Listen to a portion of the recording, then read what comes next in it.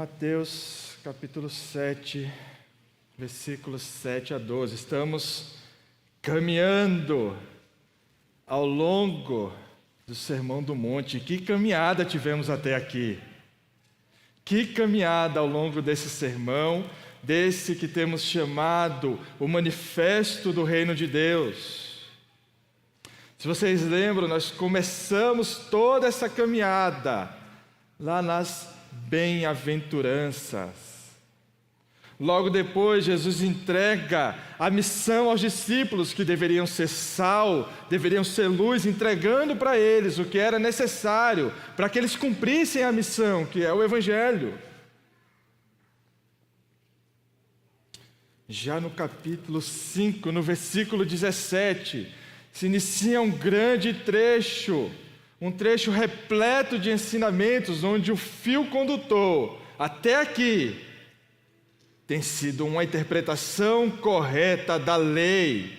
Então já lá no versículo 5:17, Jesus abre essa sessão dizendo: eu não vim revogar a lei, mas vim cumprir a lei. Então falamos nessa sequência sobre ira, sobre casamento, sobre juramentos, sobre vingança, sobre o amor aos inimigos. Continuamos ainda com 3 exemplos: esmolas, oração e jejum. E através desses 3 exemplos, fomos exortados a fazer as coisas para Deus e não para os homens, confiando que Deus vê e não desejando que os homens vejam. Já no capítulo 6, versículos 19 a 24, falamos sobre como devemos confiar em Deus, sobre como Deus cuida de nós. Há 2 sermões atrás, ainda nessa grande série de ensinamentos, abrimos uma nova sequência sobre juízo, sobre julgamento, com o primeiro sermão sendo aquele que é a consciência de se enxergar a si mesmo com clareza. A semana passada falamos sobre enxergar o outro com clareza. E hoje falaremos sobre enxergar a Deus com clareza. Vejamos o que o nosso texto de hoje nos reserva nessa manhã. Mateus 7, versículos 7 a 12. Peçam, e lhes será dado. Busquem e acharão. Batam, e a porta será aberta para vocês. Pois todo o que pede, recebe. O que busca, encontra. E a quem bate, a porta será aberta. Ou quem de vocês, se o filho pedir pão, lhes dará uma pedra? Ou se pedir um peixe, lhe dará uma cobra? Ora, se vocês, que são maus, sabem dar coisas boas aos seus filhos, quanto mais o Pai de vocês, que está nos céus, dará coisas boas aos que lhe pedirem. Portanto, tudo o que vocês querem que os outros façam a vocês, façam também vocês a eles, porque esta é a lei e os profetas. Oremos. Somos gratos, ó Pai, pela Tua palavra. Clamamos por misericórdia nessa manhã, que o Senhor nos ajude com a nossa incapacidade de compreender o Evangelho, de ver a verdade. Nos ajuda, Senhor, nos ilumina. Em nome do Senhor Jesus. Amém. Aqueles que são entusiastas do xadrez já devem ter ouvido falar de um famoso jogador chamado José Raul Capablanca. Ele foi um grande jogador cubano, um grande campeão mundial entre 1921 e 1927, conhecido talvez por muitos como aquele que tinha o maior talento natural para o jogo, mas também conhecido por ser boêmio. Então ele não era reconhecido como aquele que era dos mais esforçados, mas era um grande talento e considerado um dos maiores jogadores de todos os tempos. A questão é que quando a gente fala de pessoas assim no xadrez, sempre existe uma pergunta que se repete: quantos movimentos você consegue ver à frente? Quantos movimentos? Eu não sei se vocês já assistiram a série O Gambito da Dama, O Gambito da Rainha, está lá no Netflix. Ela fica na frente para o tabuleiro, ela fica imaginando todos os movimentos, sem tocar no tabuleiro, e está tudo desenhado na cabeça dela. Então, sempre tem uma curiosidade: quantos movimentos você consegue ver só olhando para o tabuleiro?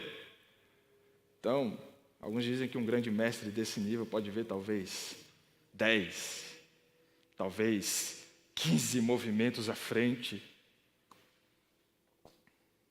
E conta a lenda que certa vez, em uma entrevista, essa pergunta foi feita a Capablanca. Capablanca, quantos movimentos você consegue ver à frente? E a resposta dele foi: só um, o melhor. Essa é a resposta dele. Não consigo ver 10, eu só preciso ver um. Eu só preciso ver o melhor. Esse é o que importa.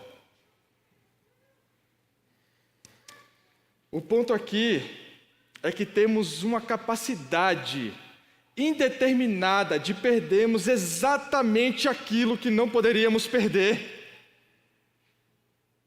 Queremos ver 10, 15, 20 movimentos à frente, mas nos escapa aquilo que é o mais importante, justamente aquele movimento que nós não poderíamos, de forma nenhuma, deixar escapar.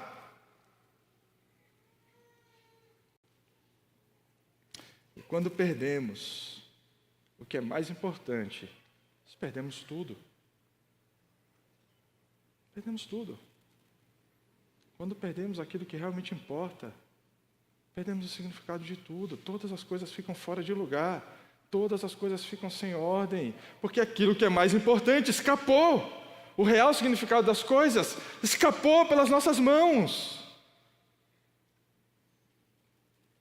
Então a pergunta de hoje é: o que Jesus está nos ensinando em toda essa parte sobre o juízo, que realmente nós não podemos perder? Ou ainda, o que Jesus está nos ensinando nesse grande trecho que começa lá no capítulo 5, versículo 17, o que nós não podemos perder, não adianta ver tudo e não ver isso. Qual é o movimento que não podemos deixar escapar pelas nossas mãos? A minha esperança é que o texto de hoje nos ajude exatamente a responder essas perguntas. E para isso nós vamos dividir ele em 3 partes, 3 pontos, seguindo as estruturas dos sermões anteriores. Nós teremos uma primeira parte, nos versículos 7 e 8, onde nós vamos ver o ensino. Então, nos versículos 7 e 8, nós temos o ensino que será dado. Nos versículos 9 a 11, já na segunda parte, nós temos os exemplos que ilustram esse ensino. Então, versículos 7 a 8, primeira parte, o ensino. Versículos 9 a 11, a segunda parte, os exemplos, as ilustrações desse ensino. E aí chegamos ao versículo 12, o grande finale, a regra de ouro. A regra de ouro. Vamos ver como segue o nosso texto de hoje. Versículo 7. Peçam e lhes será dado. Busquem e acharão. Bata e a porta será aberta para vocês. Pois todo o que pede recebe, o que busca encontra, e a quem bate a porta será aberta. Então o ensino, ele vem aqui em forma de uma tríade: peça, busque, bata. E essa tríade, acompanhada também de 3 promessas. O que pede, recebe. O que busca, encontrará. E o que bate, a porta será aberta. Meus irmãos, esse é um dos textos mais consoladores das Escrituras para enfrentarmos as adversidades da vida, para enfrentarmos as dificuldades que vêm, elas surgem, elas aparecem. E esse é um dos textos mais consoladores, mas que seu significado tem sido surrupiado pela demoníaca teologia da prosperidade. A teologia da prosperidade pega isso aqui e quer dizer, está vendo? Peça, busque, bate e as portas dos céus se abrirão. E a pessoa vai lá, ela acredita de verdade nisso. E ela pede, ela busca, ela bate, mas a porta continua trancada, ela não recebe. Ela diz, mas Deus não está me ouvindo? Deus não está me ouvindo? Eu estou pedindo, e aqui está dizendo, se eu pedir eu vou receber. Mas eu não estou recebendo. Eu estou batendo na porta, a porta está trancada.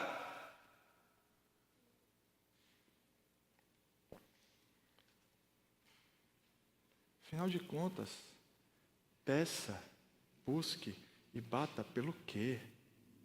Pelo que nós devemos insistir?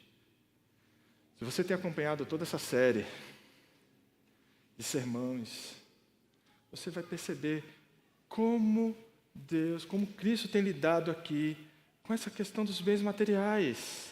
Constantemente Ele está dizendo, olha, não se preocupem, olha, eu cuido de vocês, eu cuido de vocês. Mas ao mesmo tempo, ao longo do ensinamento, nós temos visto algumas coisas das quais nós somos pobres. Nós somos pobres em discernimento, como vimos no sermão passado. Somos aqueles que queremos tirar o cisco do olho do irmão e não conseguimos enxergar a trave no nosso. Carecemos de consciência própria, carecemos de discernimento, de amor pelo próximo. Portanto, sobre essas coisas, nós devemos pedir, buscar e bater. E todo aquele que pedir, buscar e bater, pedindo discernimento, amor, esse há de receber.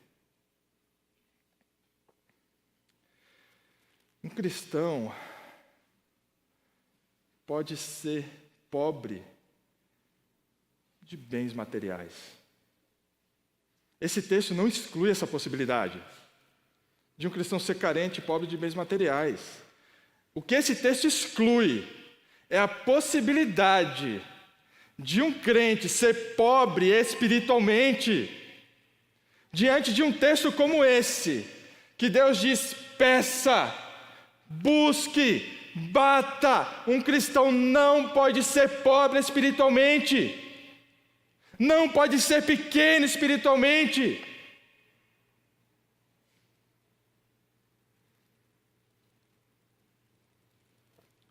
Se nós não vemos essas coisas, se nós achamos que pedir, buscar e bater nos fala sobre bens materiais, nós perdemos exatamente aquilo que não poderíamos perder. Exatamente o ponto que nós não poderíamos perder.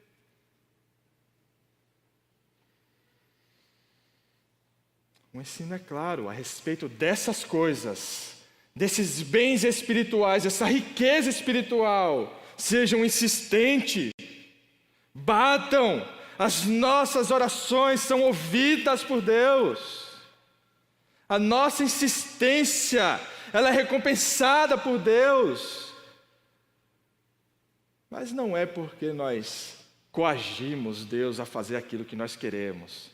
Sabe, como aquela pessoa que é tão insistente, tão insistente, tão insistente, que mesmo sem querer, a pessoa não queria dar, mas insistiu tanto que ela vai dar. Ó, só para você ficar quieto.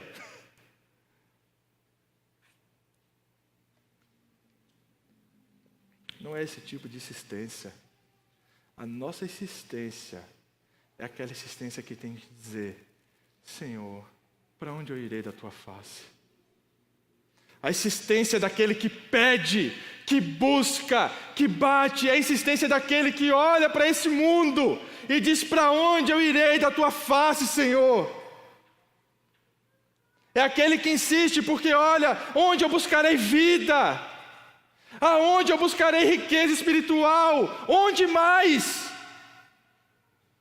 Só tu tens a vida, por isso eu peço, eu busco, eu bato, eu insisto, porque só tu pode me fazer rico daquilo que realmente importa.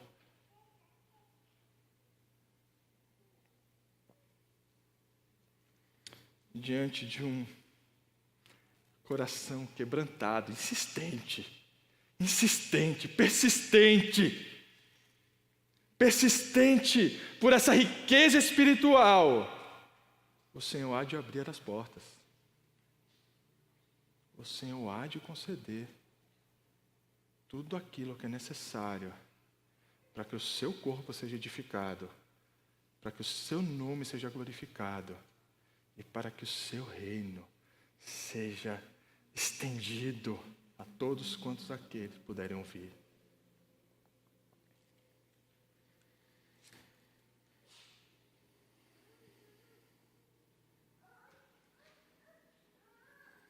Se esse ensino ainda não ficou claro, porque a verdade é que às vezes a gente não quer ser rico dessas coisas, né? A verdade é que a gente não quer ser rico. Sou rico de amor, sou rico de misericórdia. A verdade é que você está pensando, falou: puxa, mas será que eu não podia ter mais alguma coisa, não? Ser rico de mais outras coisas? Eu quero essas coisas também. Mas pode acrescentar um pouquinho na lista, não?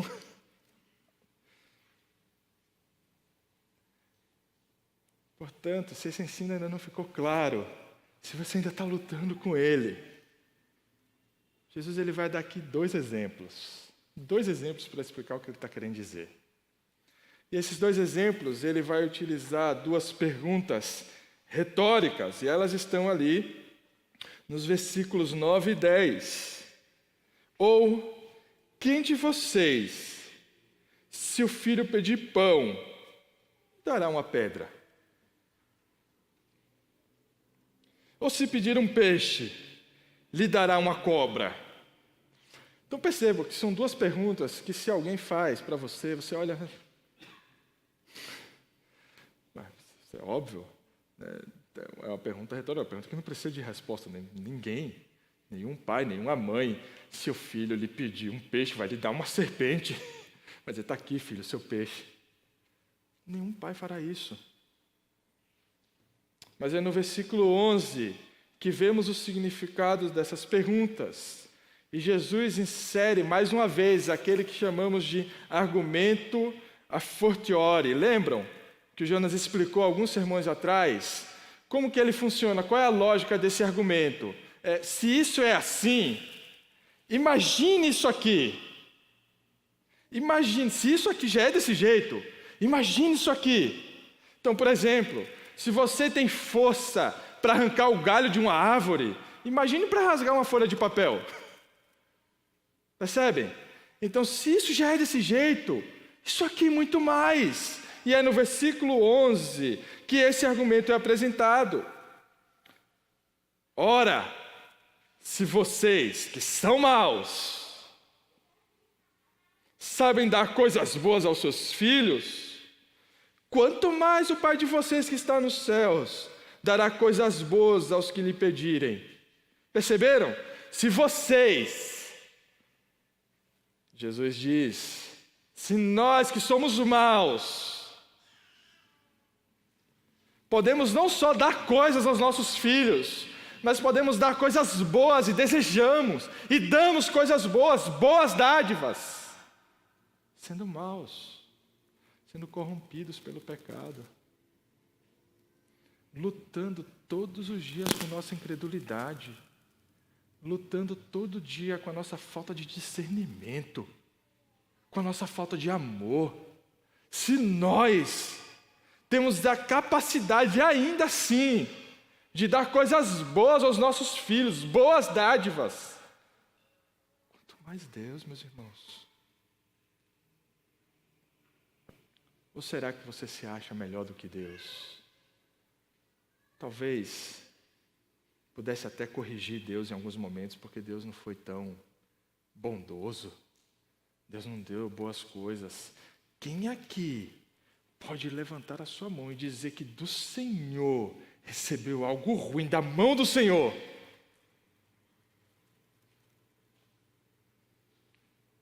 Se nós damos coisas boas, quanto mais o Senhor que é doador, Deus de graça, Deus de misericórdia.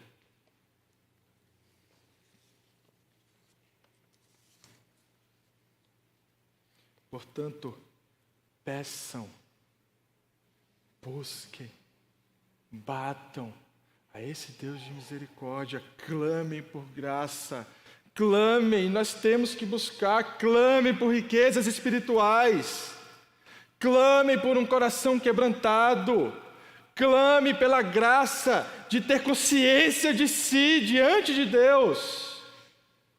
Clame pela graça do discernimento, para poder discernir o que é bom, o que é mal. Clame, persista, e o Senhor há de conceder. E então chegamos ao nosso versículo 12.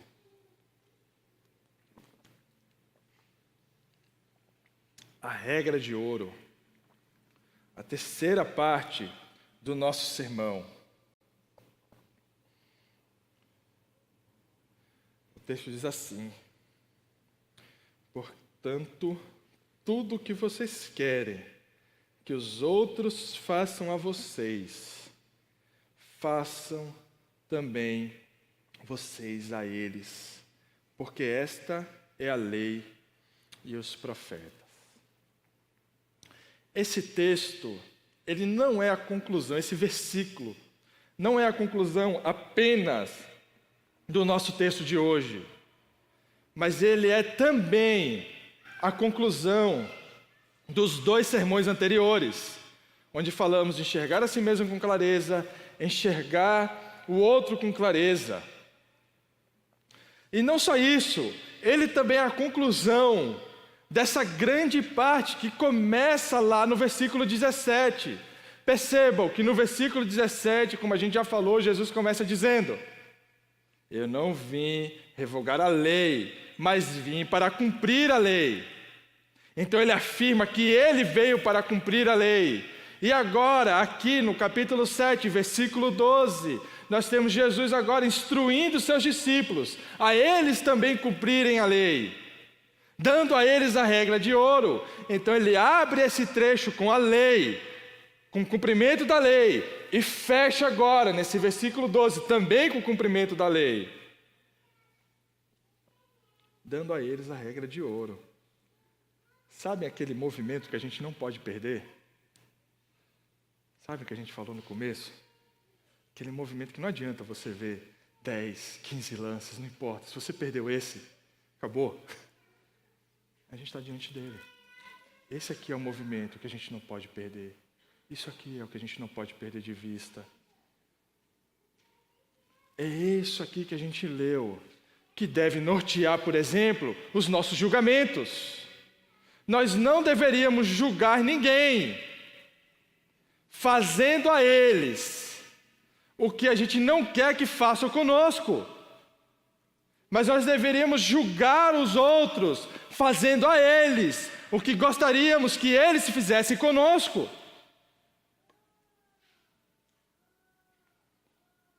O discípulo de Jesus, ele não pode julgar ninguém sem se colocar no lugar dele.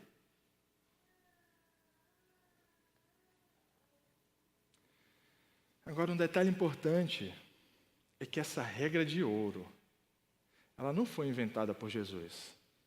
Ela aparece em outros contextos ao longo da história, mas com uma diferença.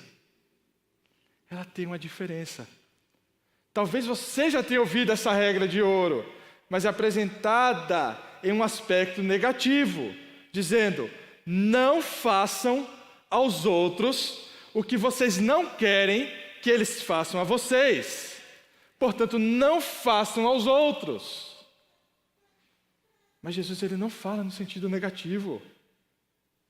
Ele apresenta essa regra de ouro em uma via positiva, dizendo: façam aos outros o que vocês querem que os outros façam a vocês. Então, para o discípulo de Jesus, para o seguidor de Jesus, não basta apenas ficar quietinho no lugar. Eu não vou fazer mal para ninguém, ninguém vai fazer mal para mim, e isso já é suficiente. Não, isso é esperado de qualquer cidadão decente. Não faça mal para ninguém, e que os outros também não façam mal para você, e que a gente possa ter uma vida em sociedade adequada, equilibrada. Mas Jesus não está se limitando a isso. Não está dizendo: fica quietinho no seu lugar, não faz mal para ninguém faça mal para você. Ele está dizendo: façam aos outros o que vocês gostariam que os outros fizessem com vocês. E ele diz: isso aqui é o que a lei e os profetas falam. Meus irmãos, Cristo não nos tratou como nós tratamos Ele. Cristo não nos tratou como nós tratamos Ele.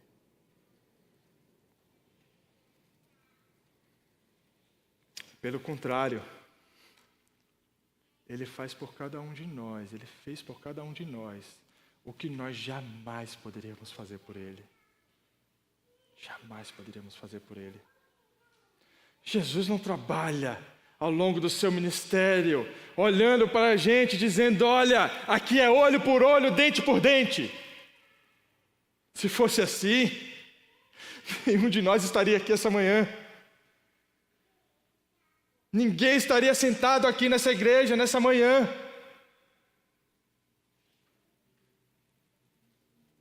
Jesus não faz conosco o que nós fizemos com Ele. Ele não nos trata como nós tratamos Ele. Ele não nos retribui conforme aquilo que demos a Ele.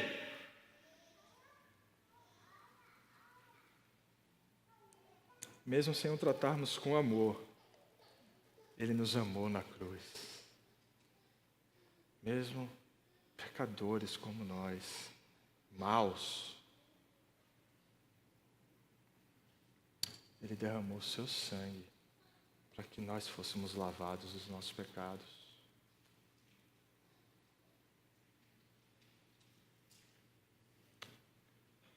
Ele é o Deus que, encarnado, suporta toda humilhação, toda dor,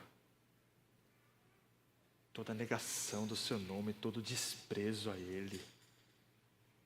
E ainda assim nos amou. Ele é aquele, enquanto os homens o pregavam na cruz, ele sangrava até a morte, olhava para Deus dizendo: Senhor, perdoa-os, porque eles não sabem o que fazem.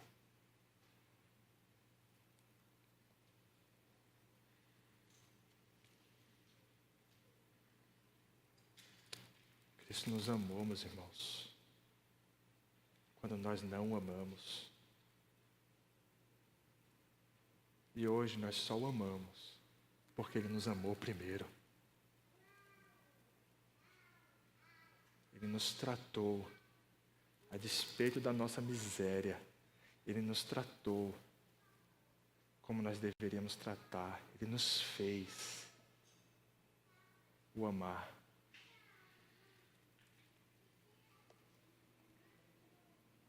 Deus nos amou, nos dando seu único Filho,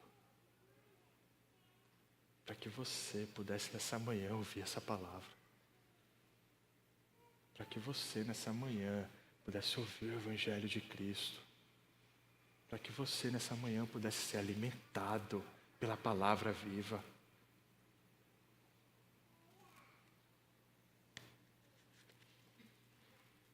E esse Cristo é aquele que nos instrui hoje. Façam o bem, façam aquilo que vocês gostariam que eles fizessem com vocês. Se coloque no lugar do outro. Não queira tirar o cisco do olho do seu irmão, sem se colocar no lugar dele, porque você não vai ver a trave, a viga que está no seu. Não queira ter discernimento sem se colocar no lugar dos porcos, porque você vai entregar pérolas para ele, o que não faz o menor sentido, porque porcos não comem pérolas, não reconhecem o valor das coisas. Portanto, se coloque no lugar dele e dê a ele aquilo que é devido.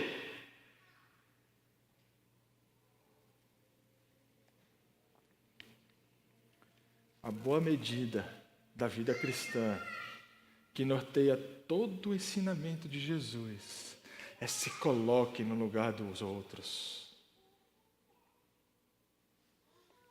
Um outro exemplo, quando aquela mulher estava ali para ser apedrejada, Jesus disse: aquele que não tem pecado, atire a primeira pedra, lance a primeira pedra, lance. Ou seja, se coloque no lugar dele. Você quer julgar? Se coloque ali. Esse é o princípio que deve nortear não só os nossos julgamentos, o nosso discernimento, mas todas as nossas relações. Esse é o princípio que deve nortear o nosso casamento, os nossos casamentos, as nossas relações com as nossas esposas, as esposas com os maridos. Esse é o princípio que deve nortear a nossa relação com os nossos inimigos, com os nossos irmãos em Cristo, com aqueles que não conhecem o Evangelho. Um discípulo de Jesus não pode julgar ninguém sem se colocar no lugar dele.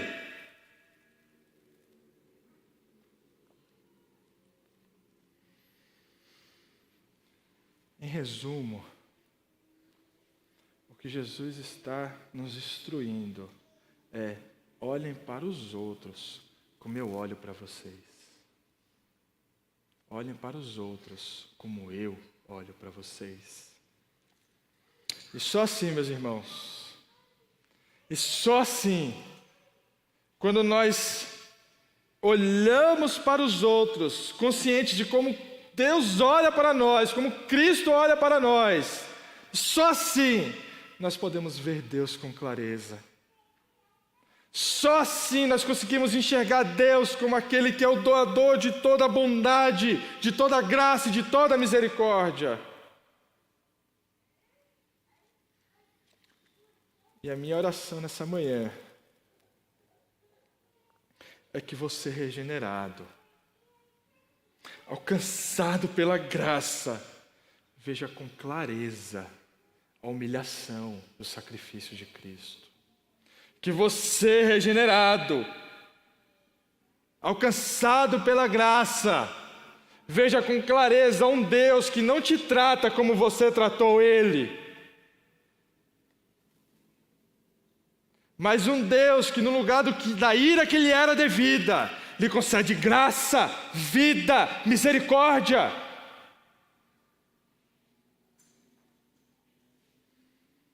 E a minha oração é que para você, que não conhece Deus como Pai, talvez você esteja ouvindo esse Evangelho nessa manhã pela primeira vez, e tudo tenha soado muito estranho.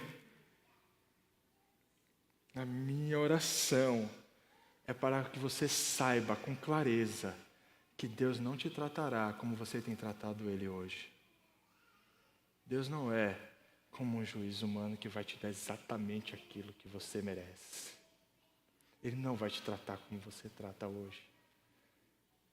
Mas esse Deus é um Deus que tem graça e misericórdia suficientes para, uma vez derramada sobre a sua vida, transformar, regenerar, ressuscitar, fazer esse coração de pedra bater.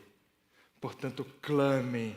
Se você não conhece Jesus ainda como Senhor, clamem para que Deus lhe cure da sua cegueira e lhe faça ver Deus com clareza. Vamos orar, meus irmãos.